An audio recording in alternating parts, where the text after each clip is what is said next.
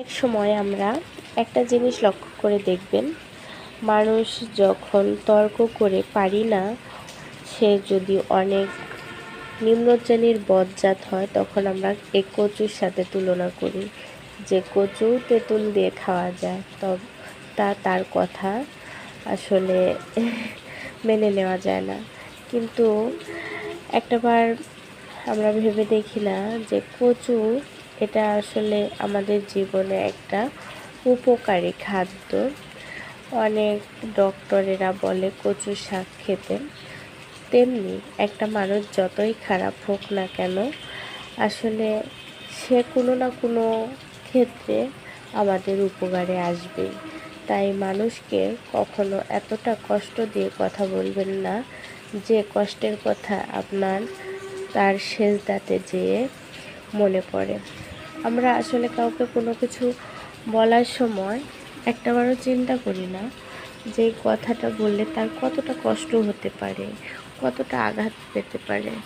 শুধু নিজের কথা চিন্তা করেই তাকে আঘাত করি। আসলে কি এটা ঠিক? ঠিক না।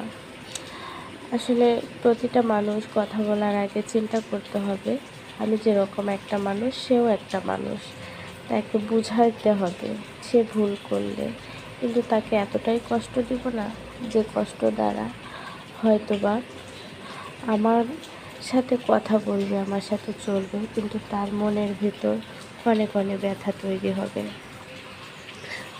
আমার জীবনে এমন কিছু আপন মানুষ আছে যে মানুষগুলোর সাথে আমি প্রতিনিয়ত কথা বলি, চলাফেরা করি, কিন্তু তারা আমাকে এত পরিমাণ কষ্ট দিয়েছে যে তাদের ভালো ব্যবহার হোক আর খারাপ ব্যবহারের সময় হোক, সবসময় তাদের কথা মনে হয়। কষ্টের সময়ের কথা কেউ কখনোই ভুলতে পারে না। দুটার সময়ের কথা মানুষ ভুলতে পারে না, এক কষ্টের সময় আর এক সুখের সময়। আসলে কষ্টের সময় যে মানুষগুলো আপনার পাশে থাকবে তাদেরকেও কখনো ভুলতে পারবেন না।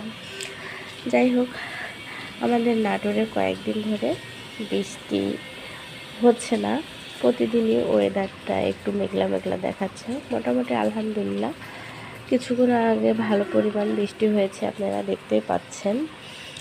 আর এবার আষাঢ় মাস পড়ার সঙ্গে সঙ্গে আমাদের নাটোরে মোটামুটি প্রায় প্রতিদিনই বৃষ্টি হয়েছে।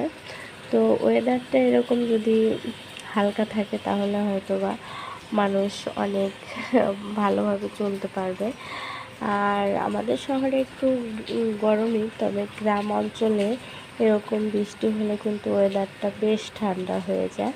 সব কিছু মিলে আমার ভিডিওটা কেমন লাগলো প্লিজ কমেন্টে জানাবেন। আল্লাহ হাফেজ।